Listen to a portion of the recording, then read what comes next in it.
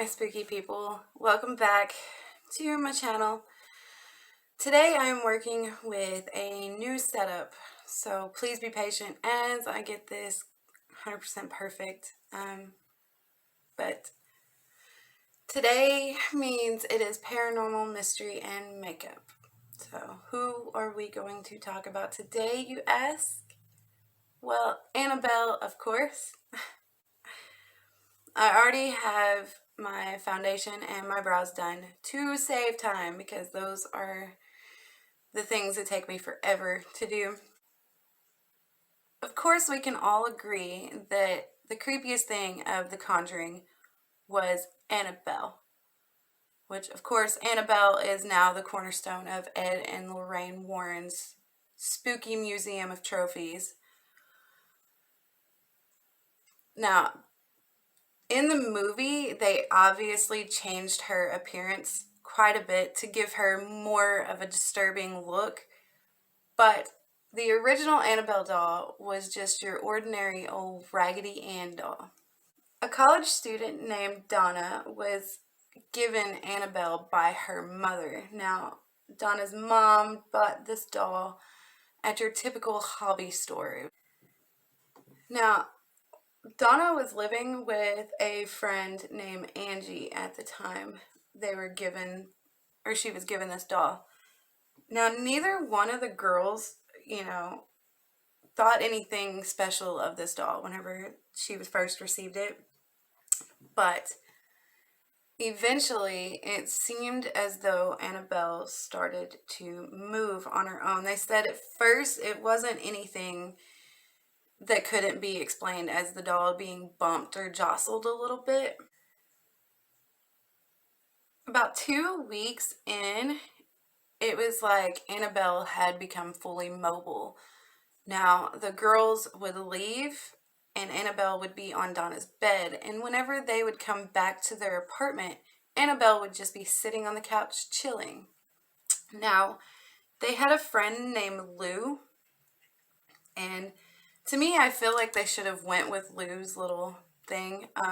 He felt like there was something disturbingly wrong with this doll, like something evil had taken over it.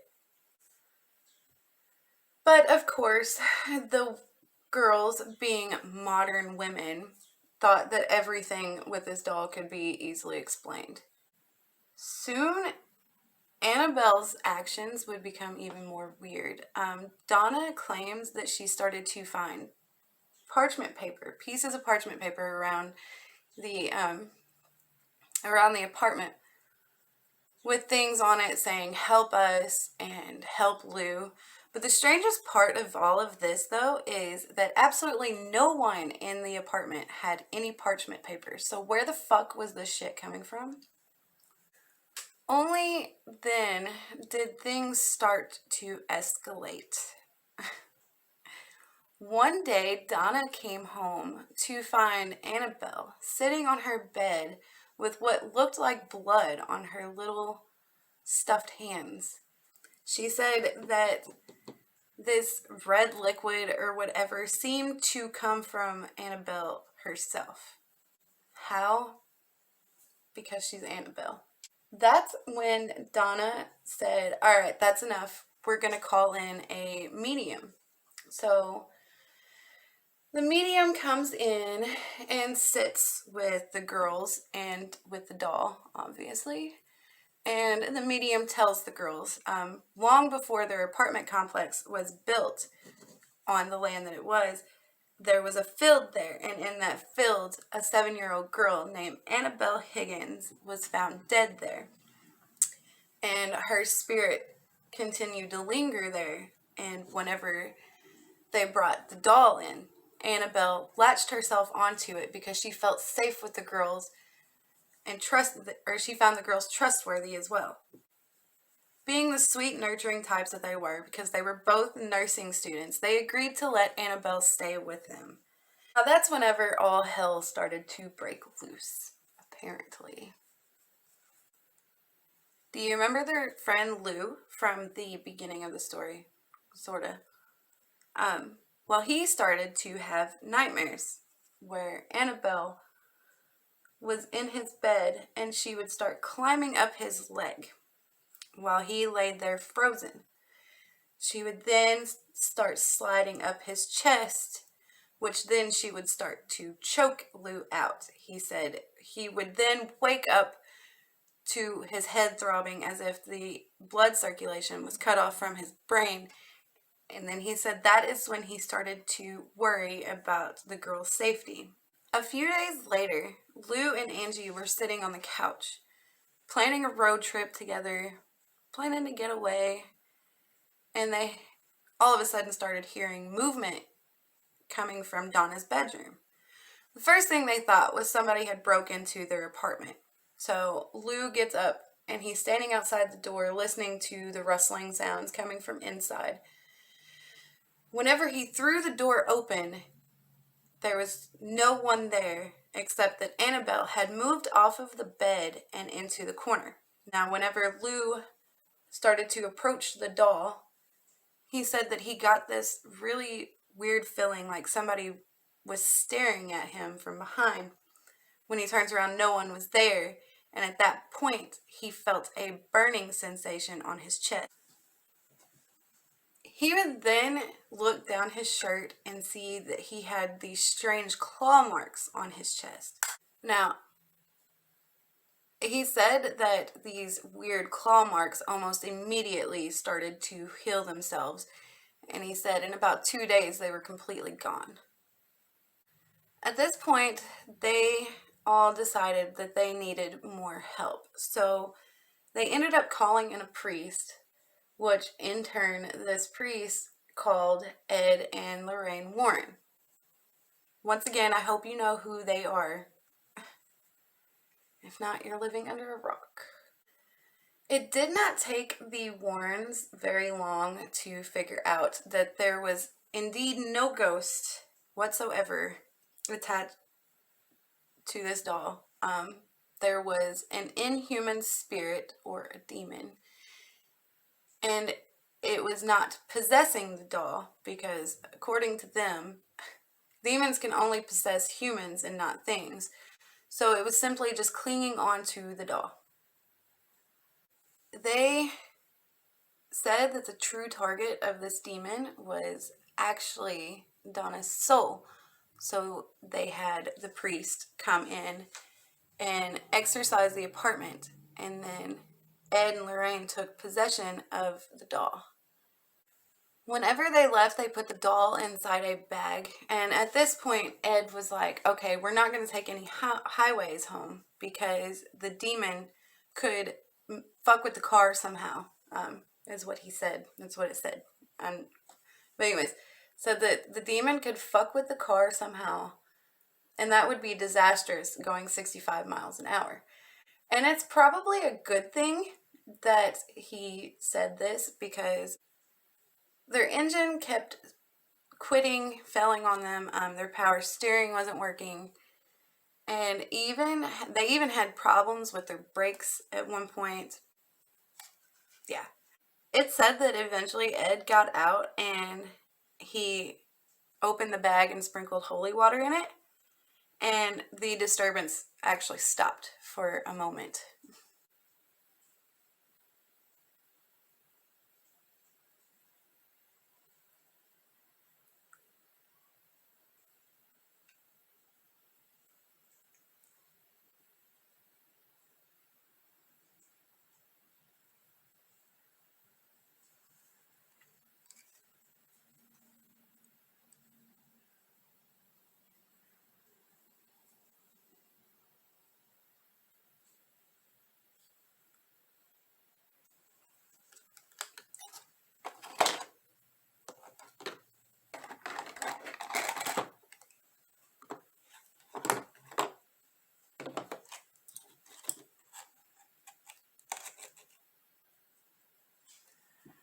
It said whenever Ed got home, he placed the doll next to his desk.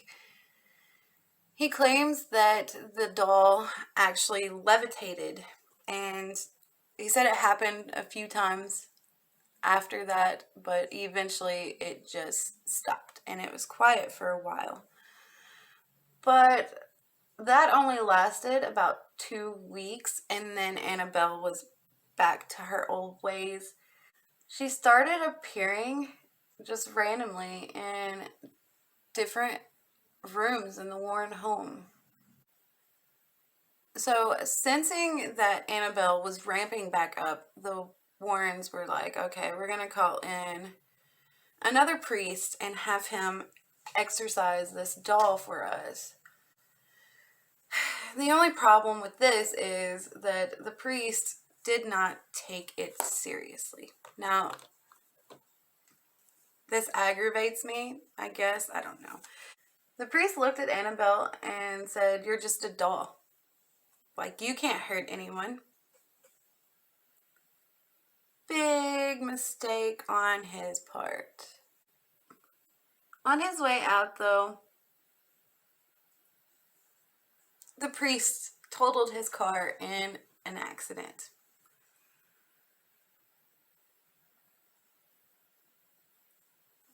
Priest was pretty lucky, though, because he survived. Eventually, the Warrens ended up building a case for Annabelle, and to this day, that's where she's at in their occult museum. It seems that this locked case has kept Annabelle from moving around, but it seems like whatever this terrible entity is still lingering around the doll. Whatever this thing is lingering around this doll, it just seems like it's just sitting there and waiting for the next day it can be free again.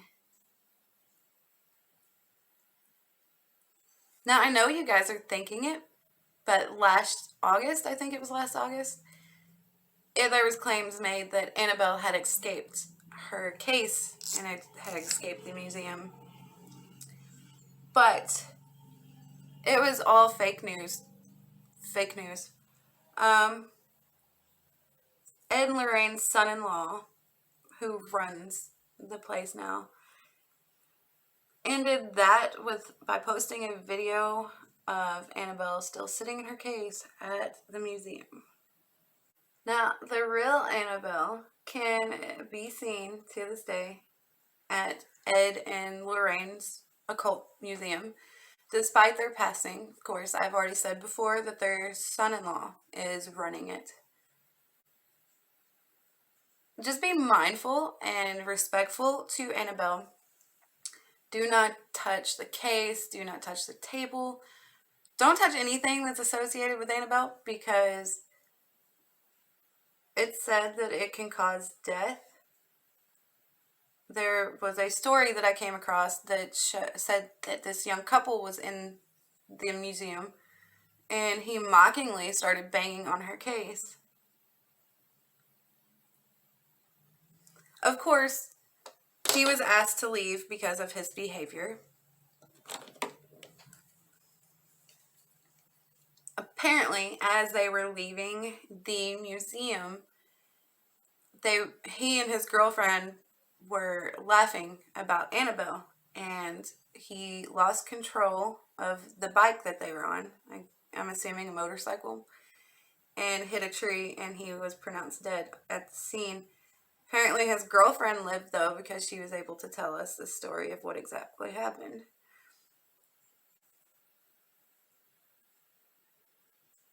Annabelle reminds me a lot of Robert the Doll. If you guys go back and watch my paranormal mystery and makeup on Robert the Doll, you will see a lot of similarities, but I'll leave that up to you guys for debate.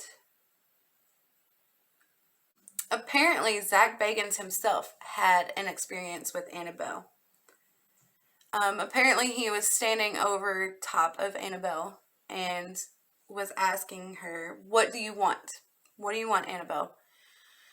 And apparently, the next day, he was sitting in his car and a lightning bolt struck the light pole that was right next to his car, leaving a huge gash behind. Lucky, lucky, lucky Zach Bagans. Swear to God, he's gonna be the biggest idiot in the world. I don't know. That's the story of Annabelle, though. I will say, the more I really hate researching stuff. Like, I absolutely hate researching stuff because I go in and I do all this research, and then in the end, I feel like it's all fake. Everything's fake, and I hate it. Annabelle comes off too much like Robert the doll. Way too much. And it's weird because I actually did some deeper research into it and found that there are people in the world that believe that Annabelle does not really exist. It was a way for the Warrens to make money, and it was just a cheap knockoff of Robert the doll, which I'm starting to see for myself. But I don't know, you guys let me know. Go back and watch my other video and then come back here and you guys tell me what you think. Obviously, you already know what I think. I'm going to start a new thing next week. That is, if people actually volunteer to help me out. Anyways, I am going to start a new segment at the end of my paranormal mysteries and makeup. I am going to post a picture that one of you guys have taken that I think is pretty nifty, and get everybody who watches my videos opinion on it, you know, just kind of see what everybody thinks of it. If you guys want to, you guys can get on my Facebook page, Beauty and the Haunting, and make sure you like it and follow it, and just send me your pictures. Any ghostly pictures. Please refrain from sending me fake pictures because I have become pretty good at figuring out what's fake and what's not. I've watched enough stuff. I've done my own videos. I've done my own pictures. I know. But just send them to me. And at the end of my paranormal mystery and makeups, I am going to post my favorite one that I liked that week, the one that had me scratching my head the most, and see what everybody else in the spooky family thinks. Also, I want to hear the story behind the picture. I want to hear just how you felt at that time that picture was taken. But that is all that I have for you guys this week, and I hope you enjoyed. I hope this setup has made the video better. I'm obsessed with this setup. I've still got to tweak it a little bit, but until next time, remember to continue wearing your mask. Stay healthy and stay happy, and I will see you guys next time.